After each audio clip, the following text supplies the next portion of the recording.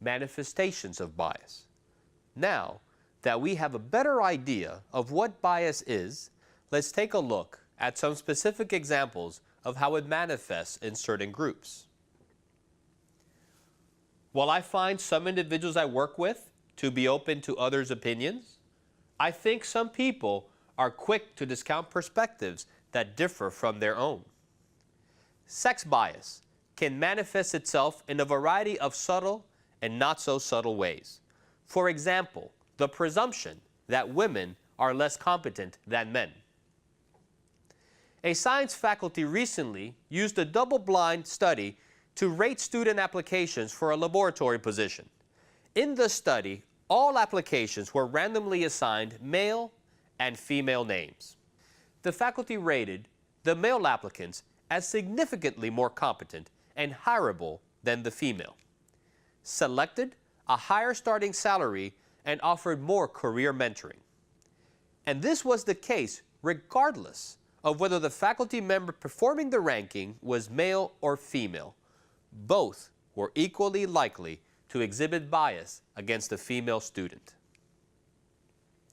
Another study, done by submitting applications adjusted for GPA, gender, and major, shows that women benefit from moderate academic achievement but not high academic achievement, whereas men, especially in math-related majors, are called back at a rate of nearly 3-to-1 over their female counterparts.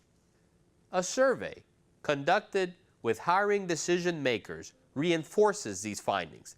It suggests that employers value competence and commitment among male applicants, but prefer female applicants who are perceived as likable.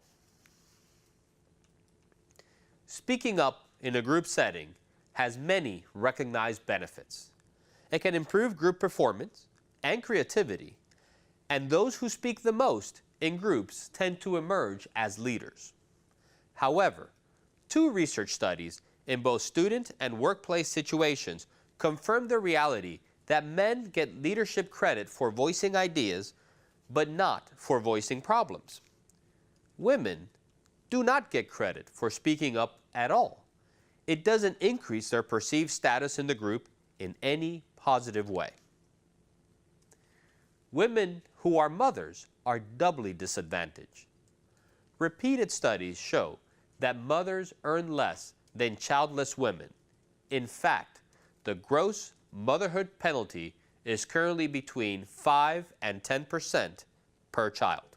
Even when controlling for factors such as mothers spending less time in the workplace due to childcare responsibilities or work status, full-time versus part-time, 50% of this wage gap remains unexplained.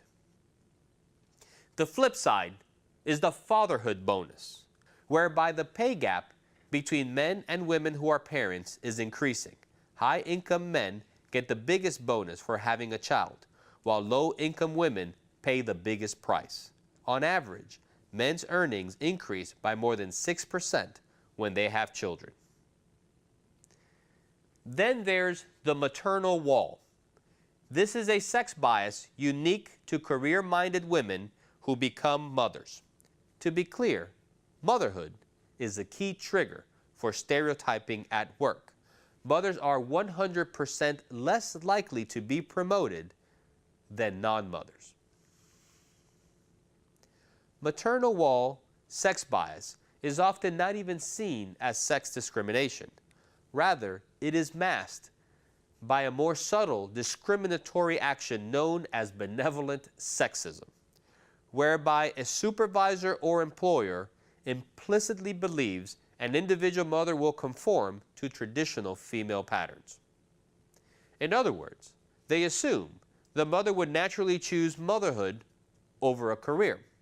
They therefore try to help by passing over mothers for positions of greater responsibility. It's very difficult to be a breastfeeding mother or to have sick children and to continue to work. I don't feel that I have the support I need to make this possible, and I worry that needing to care for my children will damage my career. I was asked to serve on an advisory committee, and I briefly felt honored. Until the committee director said, "We have to have a woman on the committee. Will you do it?"